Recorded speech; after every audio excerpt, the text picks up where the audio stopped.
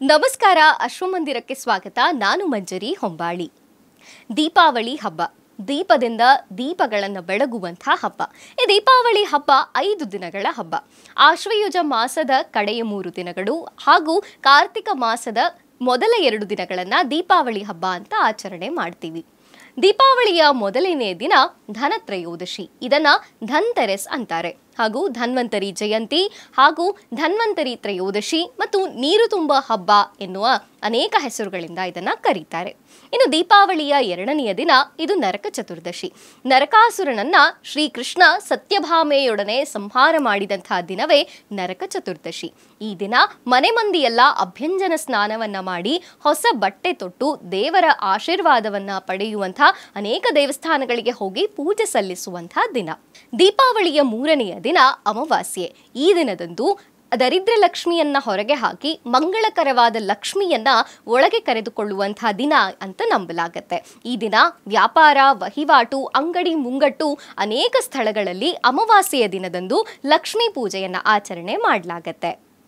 ಇನ್ನು ದೀಪಾವಳಿಯ 4ನೆಯ ದಿನ ಬಲಿಪಾಡ್ಯಮಿ. ಈ ದಿನ ವಾಮನ ರೂಪಿ ಭಗವಂತ ತ್ರಿವಿಕ್ರಮ ರೂಪಿಯಾಗಿ ಬಲಿ ಚಕ್ರವರ್ತಿಯನ್ನ ಪಾತಾಳ ಲೋಕಕ್ಕೆ ಕಳುಹಿಸಿ ಲೋಕೋಪಕಾರ ಮಾಡಿದಂಥ ದಿನ.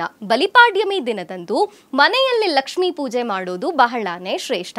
ಹಾಗಾಗಿ ಬಲಿಪಾಡ್ಯಮಿ ದಿನದಂದು ಲಕ್ಷ್ಮಿಗೆ ವಿಶೇಷವಾದ ಪೂಜೆಯನ್ನು, ಆರತಿ, ನೈವೇದ್ಯ ಹಾಗೂ ಅನೇಕ ಪದಾರ್ಥಗಳಿಂದ ಪೂಜೆ ಮಾಡಿ ಲಕ್ಷ್ಮೀ ದೇವಿಯ ಅನುಗ್ರಹಕ್ಕೆ ಪಾತ್ರರಾಗುವಂತಹ ದಿನವೇ ಬಲಿಪಾಡ್ಯಮಿ.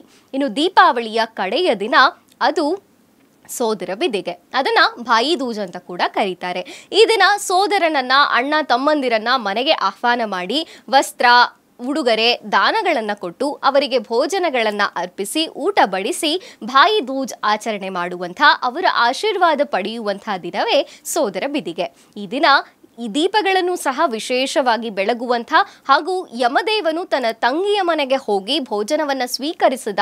ಹಾಗಾಗಿ ಈ ದಿನ ಯಾರು ಹಾಗೆ ಮಾಡ್ತಾರೋ ಅವರೆಲ್ಲರಿಗೂ ಕೂಡ ನಾನು ಆಶೀರ್ವಾದವನ್ನು ಮಾಡ್ತೇನೆ ಅಂತ ಯಮದೇವನು ಹೇಳ್ತಾನಂತೆ. ಹಾಗಾಗಿ ಯಮದೇವನನ್ನು ಕೂಡ ಸ್ಮರಿಸಿ ಅವನ ಆಶೀರ್ವಾದವನ್ನು ಪಡೆದು ಆಯಸ್ಸು, ಆರೋಗ್ಯ ವೃದ್ಧಿಸಿಕೊಳ್ಳುವಂಥ ದಿನವೇ ಸೋದರ ಬಿದಿಗೆ. ಹೀಗೆ ದೀಪಾವಳಿಯ 5 ದಿನಗಳು ವಿಶೇಷವಾಗಿ ದೀಪದ ಹಬ್ಬಕ್ಕೆ ಅರ್ಥವಿದೆ. ನಾವು ಕೂಡ ಆಚರಿಸೋಣ, ದೀಪಾವಳಿಯನ್ನ ಸಂಭ್ರಮಿಸೋಣ. ಇದಾಗಿತ್ತು ಈ ಹೊತ್ತಿನ ವಿಶೇಷ. ನೋಡ್ತಾ ಇರಿ ಅಶ್ವಮಂದಿರ.